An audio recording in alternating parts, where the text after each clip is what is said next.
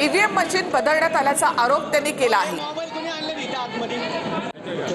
मतमोजणी सुरू झाली त्यावेळेला ईव्हीएम मशीन बदलण्यात आल्या असा आरोप रुपाली ठोंबरे पाटलांनी केलाय।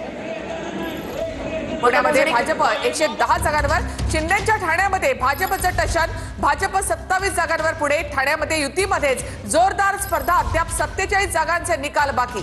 ठाण्यामध्ये शिंदेचे 34 तर भाजपचे 27 उमेदवार आघाडीवरती आहेत, त्यामुळे ठाण्यामध्ये एकंदरीत भाजप आणि शिंदेच्या शिवसेनेमध्ये टशन दिसते। शिंदेच्या ठाण्यामध्ये सध्या भाजप आणि शिंदेमध्ये टशन, भाजप 27 वर तर शिंदेची शिवसेना 34 जागांवर, ठाकरे गटाची 1 जागा तर शरद पवारांची राष्ट्रवादी 8 जागेवर आघाडीवर। काँग्रेसला ठाण्यामध्ये खातंही उघडता आलेलं नाही, तर मग ठाण्यामध्ये नेमकी सत्ता कुणाची होणार याकडे आता लक्ष लागले, कारण भाजप सुद्धा 27 वर आहे, अर्थात युतीकडून निवडणूक लढलेली आहे। मात्र मग महापौर कोणाचा हा प्रश्न असेल, तर शिंदे देखील या ठिकाणी 34 जागांवर आहेत।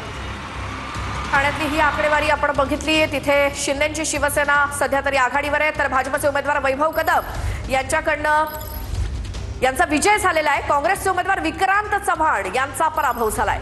ठाण्यामध्ये काँग्रेसच्या उमेदवाराचा पराभव, भाजपचे उमेदवार वैभव कदम यांच्याकडनं विक्रांत चव्हाण यांचा पराभव।